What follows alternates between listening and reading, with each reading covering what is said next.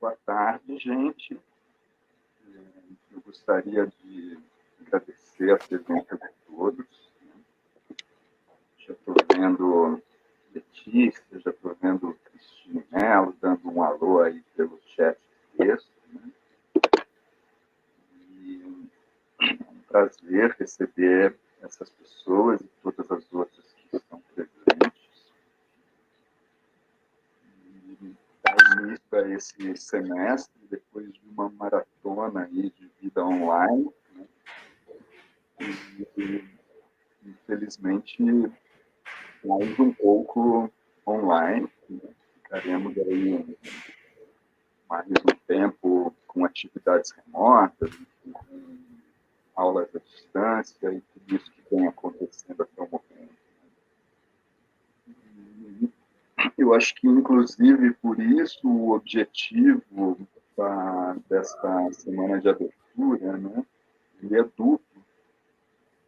Primeiro, que a gente inicia as atividades de uma forma um pouco mais leve, chegando aos poucos, né, tendo a oportunidade de fazer tanto uma aproximação entre professores de curso, que às vezes não conhecem tanto as suas pesquisas e, nesses momentos, podem dialogar entre si um pouco mais, quanto conhecer melhor a própria universidade. A gente vai ter a presença de colegas de cursos de pós-graduação, que tratam de temas que estão no entorno do multimeios e vem conversar com a gente também, né? E quanto a essa oportunidade muito especial também, que esse formato online nos permite, né, de ter essa interlocução mais flexível com convidados internacionais. Então, eu acho que é um momento que tem um pouco esse objetivo de fazer girar essas interlocuções, né, internas ao curso, no entorno, e até com quem a gente pode falar aí mundo afora, através dessa rede que vem se consolidando aí, infelizmente, por um motivo que não é dos melhores, né, mas tem também as suas... gerou pontos positivos também. E o outro motivo é também que a gente comece aos poucos, né, que não vire uma semana já com aula da 1h30 às 6h45, que a gente tenha atividades um pouco mais curtas, e que não é necessariamente os professores do curso já ficando nessa posição de ter que falar e iniciar suas disciplinas, etc. Para começar esse processo, eu acho que temos uma sorte aí, a honra, né, e um grande prazer de contar com o AMIT PINCHEVSKI, que é o nosso convidado de agora, que é um pesquisador aí no campo da comunicação, né? Ele é um grande especialista no Levinas, por exemplo, vários autores que ele abrange aí a partir do tema da teoria da mídia, né? E teorias da comunicação. Tem um livro recente a respeito de formas de mediações do trauma. Ele também desenvolve uma pesquisa muito longa, um processo aí que vai do rádio à realidade virtual, passando por formas de mediação de depoimentos traumáticos, etc. e tal, né?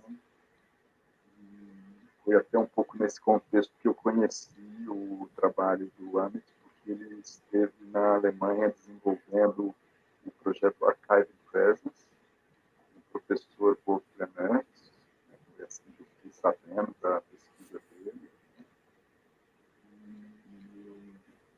É uma grande... Enfim, fico muito feliz com a oportunidade de tê-lo aqui no curso, né, para abordar esse tema, que é o rosto como mídia, como uma mídia de sociabilidade, como isso modificou agora no contexto do Covid. esse é um título de um artigo dele, né? Tem um artigo publicado chamado O Rosto como uma mídia de sociabilidade. E ele, muito generosamente, assim, super gentilmente, se dispôs a atualizar algumas das ideias desse artigo para pensar coisas que podem alimentar esse pensamento, né, a partir das experiências que a gente vem vivendo mais recentemente aí durante a pandemia do Covid. Então, um pouco isso que ele vai desenvolver hoje. Com isso, eu passo a palavra, então, ao nosso convidado, que eu acho que mais do que ficar me ouvindo aqui, que vocês se interessam realmente por saber o que ele pensa e com que ele pode contribuir, né, a respeito desse tema, então, o rosto como uma mídia de sociabilidade nesse contexto do Covid. So with that, I hand the word to you, Amit. Thanks for being here. So it's up to you now. Thank you, Marcus. First, thank you for the invitation, for the kind invitation, and I'm happy to join you, even if by remote, and giving you some sharing some thoughts. But is it okay? Can you hear me? Okay, and it's everything is working. If there's nothing, then I'll just assume that it's okay. No, the sound is good for me here. Yeah, okay, don't worry about it. Yeah, I think it's good for everyone also. If anyone has problems with sound, please do let us know through the chat, okay? Yeah, okay, good. So, so again, thank you. And I thought to share some thoughts about a kind of, a triplet of ideas with some relevance to what's going on today, and about relationship between the face as a medium, media, and the current crisis, corona crisis. And since I will be talking about the face, and you will, I hope, see in a minute what I mean by talking about the face as a medium. So I thought about it, but then I decided not to show any images. So the face would be something that I will talk about rather than show. And there's something, I think, to it. So feel free to treat my presentation as if it's a podcast or whatever. You don't have to watch. You can just lie back and listen, and then we can talk about it and in a kind of a discussion and explore more the ideas. So the face, as I said, as a medium. Face is something that we all have, yet is still unique to each and every one of us. It is the organ by which we present and express ourselves, and at the same time, that which immediately betrays our origin, our age, and our mood. We are quick to extend our face to the world, but sometimes as quick in wishing to hide or protect it from the world. We face each other regularly, but in facing each other, we enact a singularly human combination of biology, culture, and morality. And this brings me to suggest that the face is our most basic medium of sociality. And by medium, I mean as something that both connects and separates us, something that is in between our social relations. And one of the most distinctive symbols of this time, I think, of this ongoing global COVID crisis, is the face mask. We are now demanded everywhere to wear one in our everyday activities and whereabouts, and this is to protect ourselves as well as others. It seems more than ever before that our social life is split in two. On the one hand, in our face-to-face dealings, we see now less of the face, except maybe for the eyes that are left sometimes or most times open. And on the other hand, our mediated interactions are all about seeing the face, including this in this very moment, this mediated conference or symposium, which enables us to converse and exchange ideas from across the world, right, from the other half of the world, while remaining each in our own private spaces. So I'm interested in that split that is, I think, is getting more and more accentuated nowadays, presently. So I will offer a few thoughts about the face as a medium, its relation to media, and its masking during this current pandemic situation. And I will specifically identify three functions of the face as a medium. The first, it is the surface by which we appear. So surface as face, what is outside the face. Second, it is the interface through which we interact. And third, it is the face-to-face in which we care for others. So surface, interface, and face-to-face. And for each of these three functions, as said, surface, interface, and face-to-face, I will draw briefly on three principal thinkers and what they have to say about the face, which are Hannah Arendt, Erving Goffman, and Emmanuel Levinas, correspondingly. So let's start with the face as surface. And the great political theorist of the face, I think, is Hannah Arendt. In key sections in her work, she sets up the face as a medium of appearance. And the Anglo-French visage, I think, is suggestive of that. It's the Latin origin, vis, as a vis-a-vis, comes from videre, which means to see, and is the source for English words such as vision and view and voyeur. To appear in public is a fundamental political act, as Arendt argued influentially. Invoking the Athenian democratic prototype, Arendt reasserts the polis as the space of appearance. And I quote, it's from The Human Condition, the space where I appear to others as others appear to me, where men exist not merely like other living or inanimate things, but make their appearance explicitly.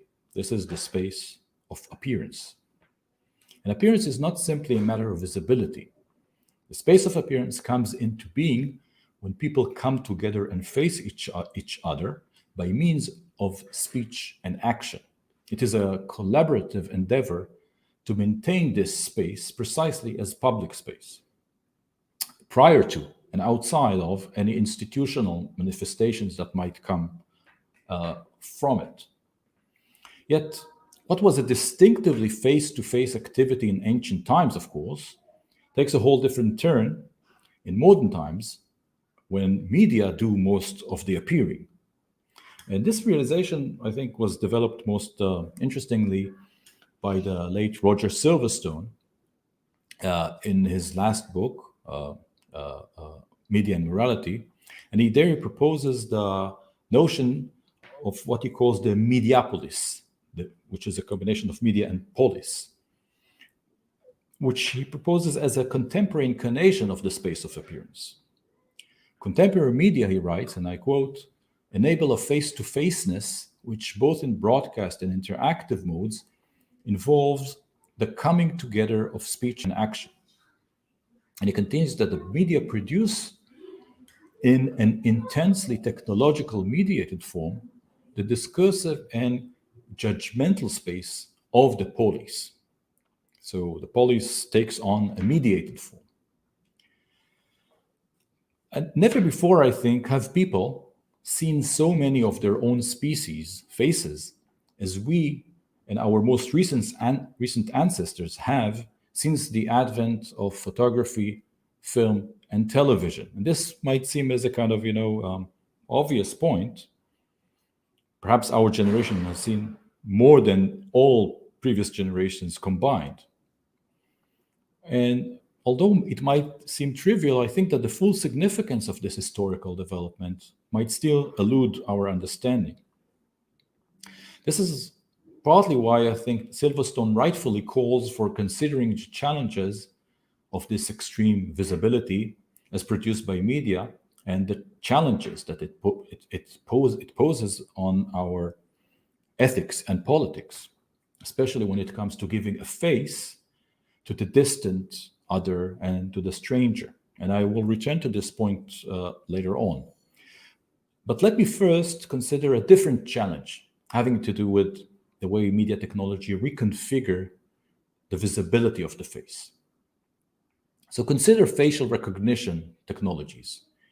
These technologies see, quote unquote, the face as a particular configuration of surface measurements to be processed analytically and statistically.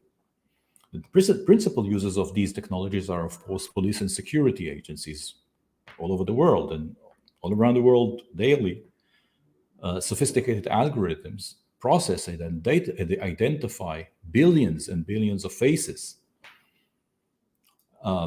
These faces, these images of faces are garnered from social media and all over the web, and they join an already vast government image databases based on surveillance cameras on the street and open spaces, on driver licenses, databases on border controls. So we're talking about a huge archive of faciality, if you want to call it like that.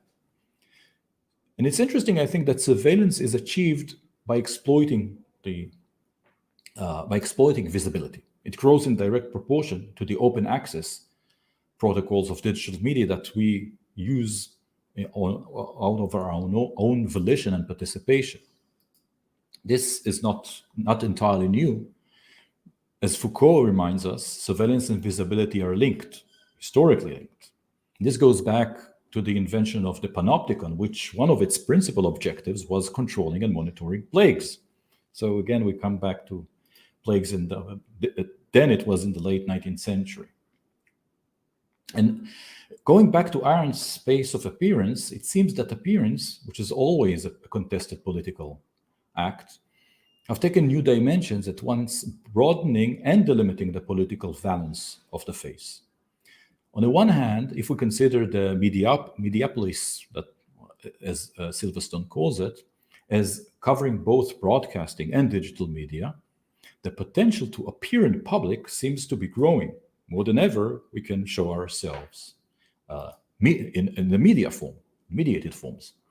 But on the other hand, with the expansion of surveillance technologies, appearance is now more and more increasingly subjected to new scopic regimes. Appearing in public means increased exposure to surveillance while engaging in political action.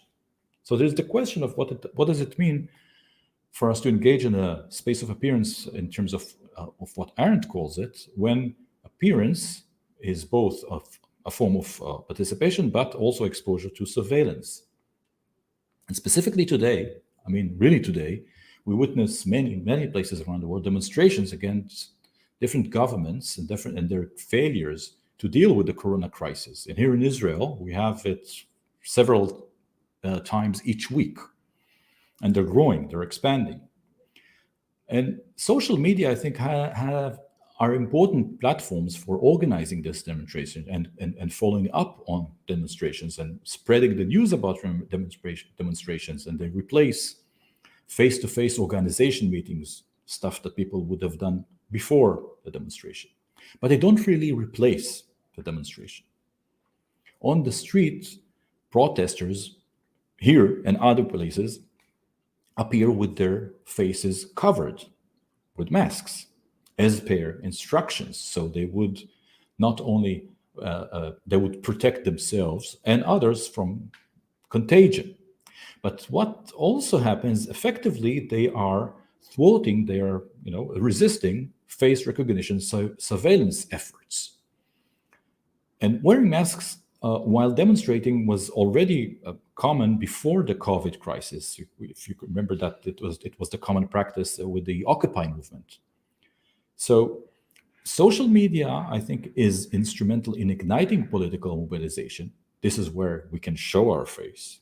But actual political engagement, which still takes place on the streets, where people come together to appear in public, might actually be more beneficial when doing that, when covering the face, not only to protect ourselves from the virus, but also to protect ourselves from surveillance. So one conclusion I think to be drawn here is that the space of appearance, a la Arendt, is not unitary and uniform, but involves but is multiple and heterogeneous. It includes different kinds of spaces, which include both mediated and unmediated participations, both facialized and non-facialized interactions. Moving now to interface of the face. So the great sociologist, if Hannah Arendt is the great political philosopher of the face, I think the great sociologist of the face is Erving Goffman. And like Arendt, Goffman considered the face and voice as fundamental to social relation. Yet, whereas for Arendt, the face is a medium for political action, for Goffman, it is more a medium for impression management, a private medium under public scrutiny. To Goffman, social interaction is essentially two-faced or double-faced. It is the theater of the face-to-face.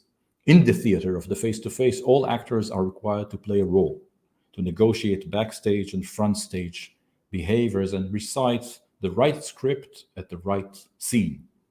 And here too, etymology is suggestive. The Greek word prosopon, which is literally before the eyes, means both face and mask. And the Latin equivalent, of course, is persona, both person and mask. This persona has actually a kind of a dubious, probably false etymology in the word personare, but it's too beautiful to just forget it. So even if it's false, I like it, because personare means sound through. It's as if the sound of the actor coming from behind the mask. So it's false etymology, but it's still beautiful. Also, the words face and fake are cognates, are also etymologically linked through the Latin facere, which is to make or to fabricate. So the face is a medium that one has to continually produce and reproduce, or not to say even to fabricate, in order to perform effectively in the presence of others. And this is what Goffman called face work, something that we do together. This is a constant effort to gain and maintain face in one's dealings with others, and also to save face should one happen to lose it. And so the question is, what happens when we are divested of the medium by which we can assess the other's intentions? What are we to do when our daily face-to-face conversations, or more of them, in physical spaces, are devoid of the intricacies of facial expressions? All these expressions that we use intuitively, most of them remain behind the mask. And then we are trying to scramble what meanings that someone says by looking at their gestures or repeating what they said and so forth. Is it easier to lie with a mask on, or is it harder to catch a lie when someone wears a mask? But this does not mean that naked face is necessarily safe from fakery, of course. Not only the human face as we know it, people can control sometimes their face and their expressions. But technologically, we have this new phenomenon, recently new phenomenon called deep fake. If you know what it is, it's an artificial intelligence algorithm that can produce faces and implant them on existing image or video, and it looks very much real. It's called deep fake. It seems, I think, that the shared etymology of face and fake have never been more closer than now with these new technologies. Again, back to Irving Goffman. If you remember, some of you may remember, in the mid 1990s, when internet access was only becoming popular, there were fierce debates about online interaction, online conversation, typically carried out in what was called IRCs, which was internet relay chats, or they were later called chat rooms. And people would chat there. It was text only, and you could just pretend to be whoever you wanted to be. It was completely faceless. It was completely anonymous. And there were those back then who celebrated the liberating potential of online chatting, in the ability to engage in pretend or role plays, precisely because they were faceless and therefore were unhindered by the origin of the person, the color of their skin, their age, their gender. Everyone could just be whatever they wanted to be, in a way. The release from co-presence, the visibility of the face, the face work, right, was said to promote freedom of expression and license for experimentation.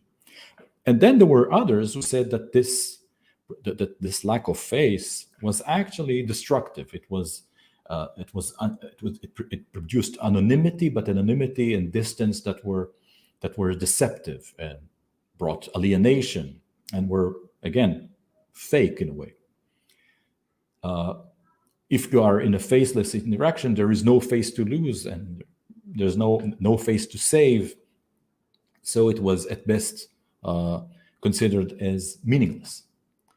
Now, I don't want to take any position about it, but just to point out that it's really striking to me how far we are now from that debate. It wasn't that long ago that people were engaged in that debate, and how far we are from it. Because today social media are rampant with faces. Facebook, of course, being the paradigm, literally, it's a book of faces.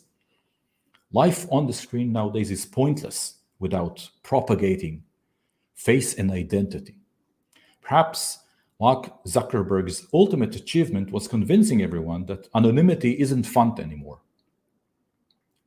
We all engage and propagate our own identity. We don't hide behind anything. And the convergence of online platforms and mobile media has given rise to a culture of sharing visibility. And of course, the ultimate example for that is the selfie, which is all about making the face shareable. Social media constitutes perhaps a new form of face work, a collectively form of mediated impression management, but not in the face-to-face or non-verbal cues, but the non-verbal cues of social media, if you like, the likes, the tags, the shares, and all those. Here too, I think the pandemic has brought a strange reversal, a certain anonymity in the presence of others and facelessness in the face-to-face, in the proximity of the face-to-face. We are demanded now to perform face work behind the mask. And anonymity, as I said, might be liberating in certain contexts and debilitating in others.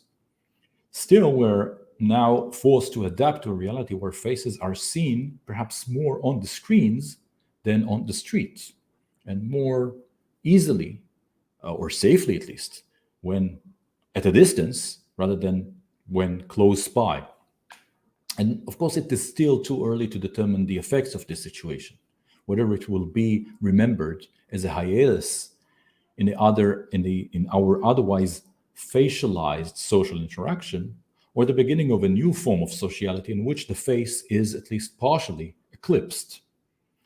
If the latter situation would turn out to be the reality, perhaps we can learn something from those among us whose social lives are burdened by the lack of face. There is this condition, a clinical condition called prosopagnosia, which means the difficulty to recognize faces. There are some forms of autism where people have difficulty to read facial expressions and assign meaning to them. These, I think, might end up being our teachers into a world where face-to-face might be lacking face, or might be based less on face-to-face interactions when faces are covered. Finally, talking about the face-to-face, I think the great philosopher of the face is Emmanuel Levinas. And he of course, famously spoke or talked about the face as a medium of ethics. It is the interface by which one encounters another as other capital O, the other. The face of the other, according to Levinas, exceeds the idea of the other, how I think about the other. It is neither a theme under one's gaze nor a combination of features that forming an image. The face resists full visibility. And I quote, "The face of the other at each moment destroys and overflows the plastic image it leaves me." That's the end of the quote. And according to Levinas, the face transcends its image, its appearance really, by speaking, by addressing. And again, I quote, "The face speaks to me and thereby invites me to a relation incommensurate with a power exercised." This duality that Levinas speaks about, this duality of the face, which is both something that we see or encounter and something that speaks, that addresses, is encompassed, again, if we are into etymology as I am, it is encompassed by the Hebrew word for face, which is panim. And panim shares a common root with pniya. Pniya is a verb that means to turn, to address. So face and address are etymologically linked. We can therefore say the face faces. There is a facing of the face. And face and voice or address are connected. So for the face to maintain its ethical import, it must somehow appear beyond what is seen, beyond representation. It must emerge beyond it. And in order to do so, it must somehow issue a call, an expression that fractures the surface of the face. Now, Levinas left little guidance as to how to apply his ideas, and perhaps rightly so. So we can explore a couple of ways what to make of this in a word in a mediated situation.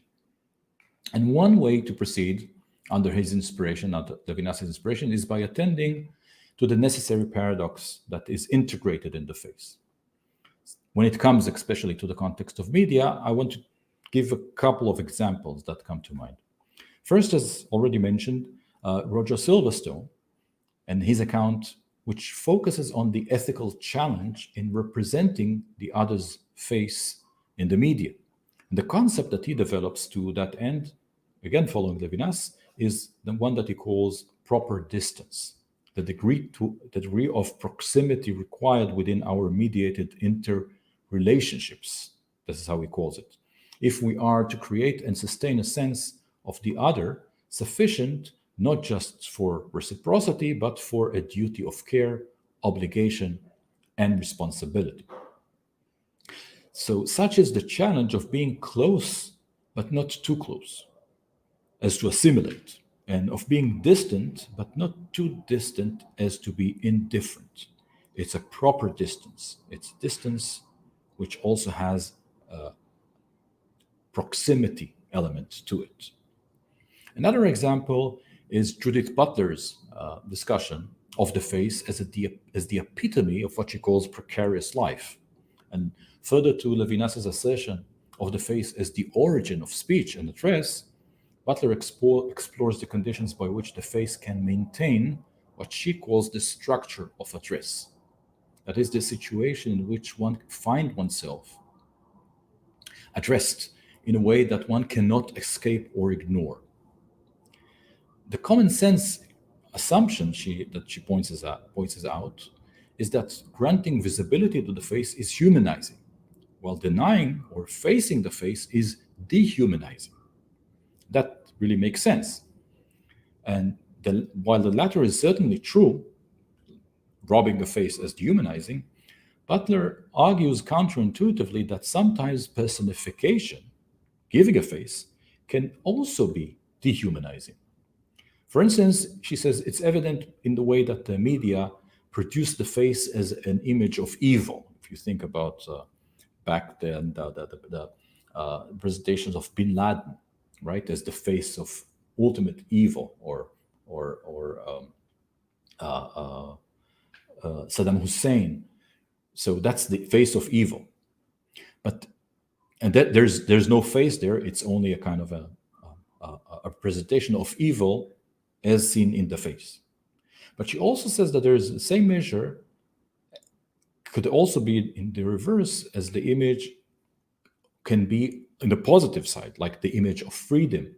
In her book, Precarious Life, she talks about images on American media showing pictures of Afghani girls stripping off their burqas as a sign of release, freedom, liberation. She says also this is robbing the face because it uses their faces in order to transmit a kind of a message, an Americanized message of here we came to liberate those poor people and so forth. And in both cases, the face is placarded and is thus deprived of its irreducibility precisely as a face. And Butler contends that for an image to convey the face, it must never succeed really in capturing the face. And I quote, "There is something unrepresentable that we nevertheless seek to represent. That paradox must be retained in the presentation that we give." There's a whole discussion behind this that we can perhaps talk about it more later. I think this is a very interesting idea, but also a problematic one. Especially when it comes to the question of representing otherness, right? Whether the presentation itself needs to show itself as failing, and what kind of assumptions, even aesthetic assumptions, are tied to it. But if we want, we can talk about it later. Another example is the mundane context in which media regularly and ubiquitously circulate images of faces. And we live in a time where we look at numerous faces every day without thinking about it even twice. Specifically when without them, those faces looking or be able to look back at us. This is a fact that perhaps astonishes us less than it should. My colleague at the University, Paul Frosch, suggests that he calls the television as a veritable face machine. And this seemingly trivial point actually harbors nascent morality, because it allows the faces of strangers to appear in the intimacy of our homes every day without them causing us threat or alarm. It serves to promote what he calls a cosmopolitization of the home. We're bringing in strangers without thinking, without having any kind of anxiety about it. And moreover, the accumulative presence of those faces, he says, produces what he calls an ever-present composite image, the face of humanity itself. I think that the argument brings to mind how media bear on the conditions by which we come to relate to others, both near and far. This is really a question of how media bear on ethics, more generally. The problem, however, with this, I think, lies in regarding the face exclusively as surface, without its twin facet by Levinas, of address. A morality based on the residual impression of faces might lead to tolerance. We're not anxious about it, right? But not to responsibility. Responsibility is more demanding. That images cannot look back at us does not mean they cannot address us, particularly when expressing vulnerability and suffering. And this was a theme that preoccupied the later writings on photography of both Roland Barthes and Susan Sontag. So the challenge remains of developing new thinking of the mediated face as a medium of address, together with and despite it being a medium of appearance. It is ironic that today, in a time of a pandemic, the way to carry out the responsibility toward the other is by maintaining social distance from the other. The way to address the other in proximity is by covering the face, or rather, acting on the responsibility towards the other in proximity requires that we keep our distance from the other and hide our faces when addressing each other. Our Zoom interactions, to take the generic form, our mediated interactions, really zoom in on the face, but also makes those interactions exceedingly sterilized. In the meantime, physical social spaces, streets, campuses, classes, parks, and so forth, are now dangerous places for interaction. But these really are the places where our appearance is less controlled, less controllable, or at least demands more effort to be controlled. There are no chance encounters on Zoom. Every meeting has to be planned ahead. With the forced abandonment of physical social spaces, we have also abandoned the potential to be taken by surprise, the potential for a chance encounter with otherness, a chance encounter with a face. While some might be impressed with how quickly many of us have become adapted to online meetings, teaching, conversing, holding conferences, right? I have to say that I'm less impressed. I'm a bit worried even, because I think that the loss of physical space, of interaction, is yet another casualty of the pandemic. And this casualty leaves us with some serious social, political, and ethical challenges that we have to consider. Thank you. That's it.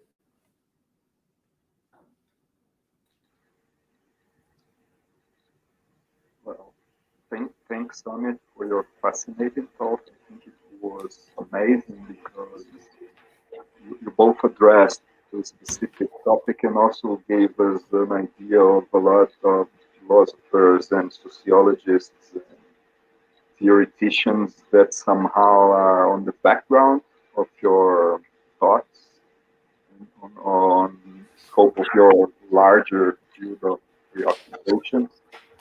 So I think it was a very nice package of both the specific and more general concerns that you had. And I thank you for that. And I would like to start with the first question, and then there is already a question from the audience also. Okay, good. But my first question would be related to the topic of masks and how somehow masks became a device of activism nowadays. Mm-hmm. That's right. And some artists that are dealing with that. We will even have a lecture afterwards by Alexander Peter Hensel that will address topics that connect to it. And probably you've heard of Zach Blas, who also circulates in Germany a lot. And I don't know, maybe you've heard of him, but he's done this project with 3D printed masks to avoid computer and identification of faces and this sort of things.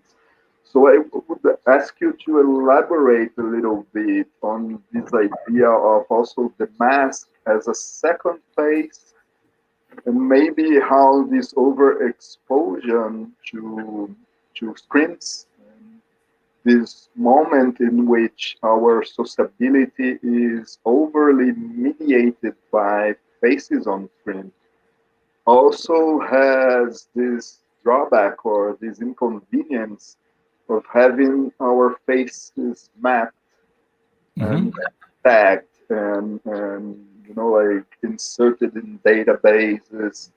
And you mentioned that Facebook is a book of faces, but also it's a book of faces that are being cataloged. And Absolutely. profiles are drawn from that and all these sort of things.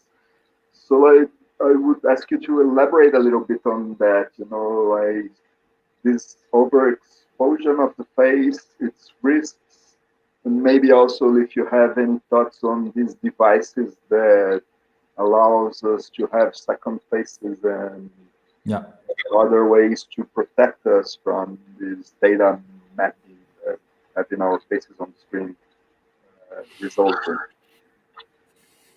Yeah, thank you.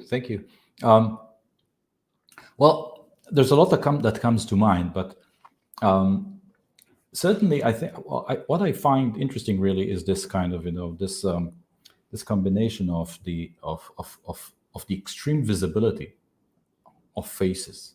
And faces is really what media are about now, and the vulnerability of that this visibility creates for all of us. And I could never really understand people who reply to Facebook's request, help us identify your friends. I mean, this is really insane. Why would you want to help them? I mean, this is like, why would you? What would you want to participate in that? Now, it's really interesting that the extent to which our face is not in our hands, right? When you want to go out from your country, you have to deposit your face, or let's say the algorithmic combination that constitutes your face, right, in the hands of the state. Really, you don't really own your face anymore. What we perceive as something that identifies us most personal, is something that is most personal to us, is not ours, really. And we can trade it, we can accumulate it, we confer it, we give rights to it. So maybe one of the conclusions, and especially in this time, is that the very simple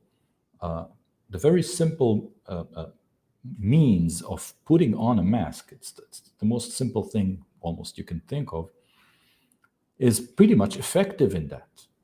It is effective in the sense that, even before the COVID, you can hide your face in order to participate and to express yourself better.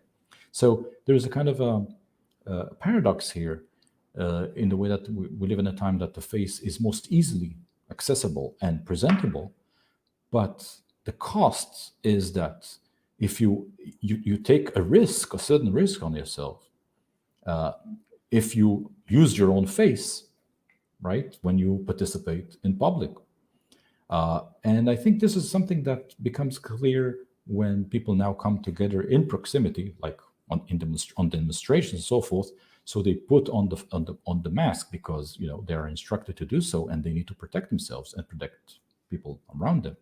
But they also, I think, acquire another dimension of political power, right? So there's a kind of similarity that comes with it. We almost all look the same, or more the same.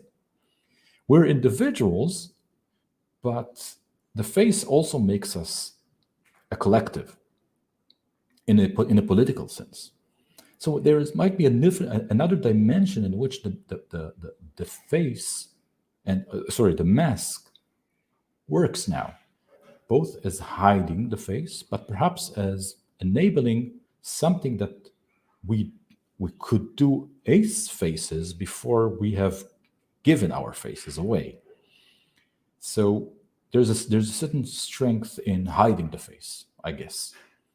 Not across the board, not in every situation, of course, but in this situation, it doesn't only work to protect us, it also enable a certain political engagement, I would say.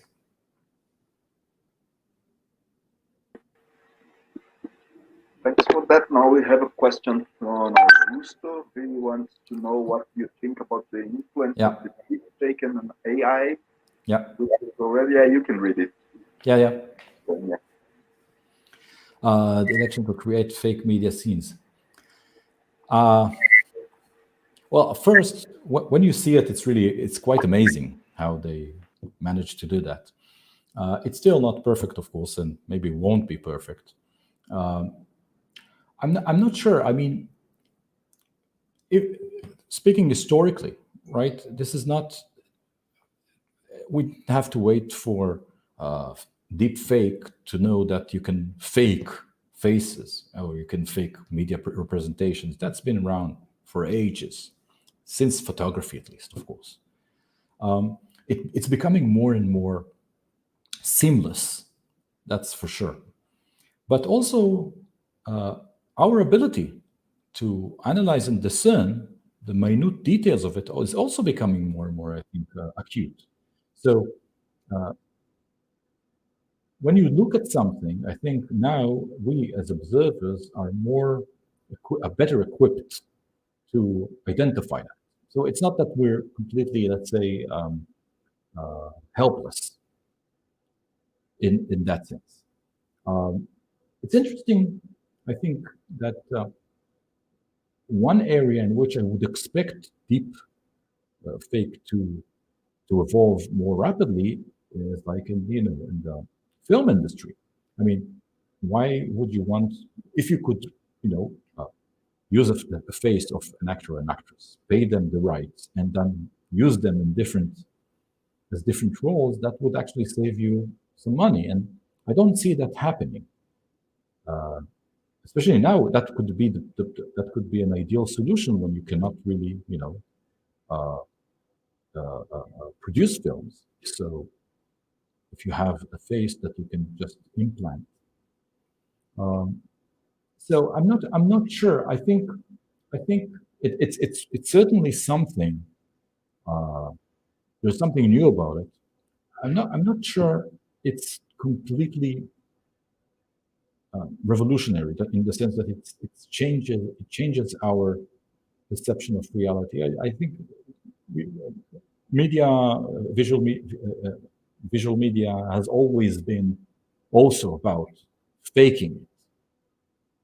It's not the first time that we see it, so it's a different stage of it. Right?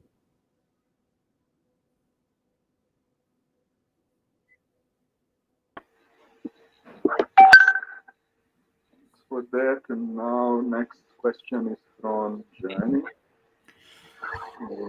I think it will be a nice one. I know that you are interested in Freud and psychoanalysis.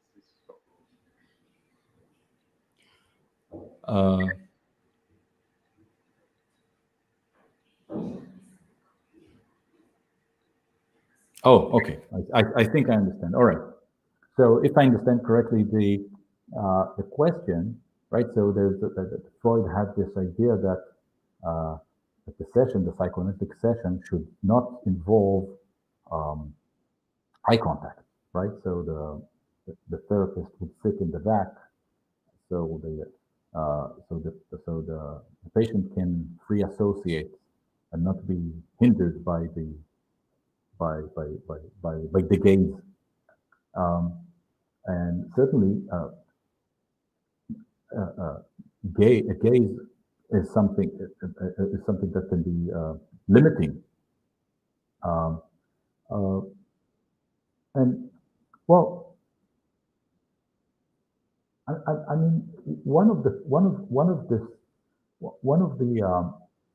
things that I find interesting, and I was still sort of working on also, was how technology really changes the idea of and the practice of therapy. What therapy constitutes, and what I think becomes clear is that the more media and digital media are involved in therapy, there's a big a project for treating PTSD in the United States that involves virtual reality, in which the patient, basically, it's mostly for veterans, soldiers that come back from Afghanistan or Iraq or whatever.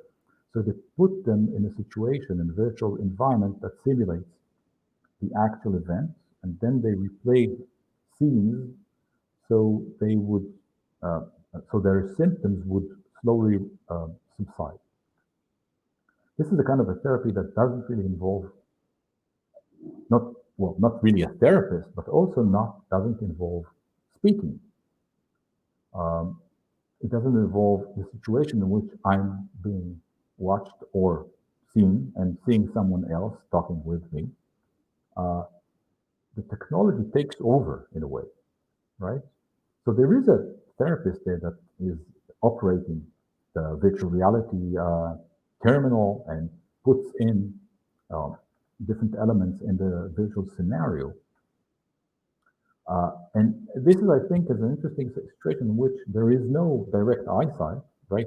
Especially when the patient is actually in virtual space, in an alternative reality that takes him or her back to the traumatic event.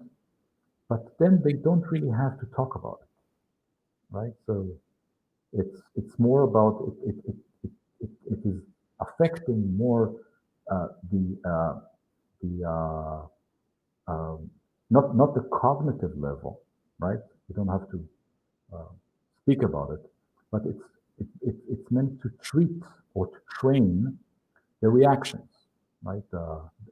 They call it the limbic system, those basic instincts.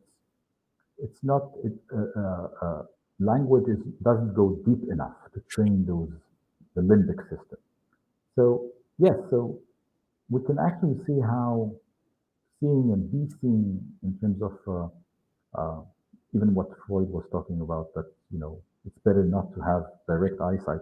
Well, took a very extreme turn with recent technologies. I don't know if this answers the question. I took my own free association here to respond to it.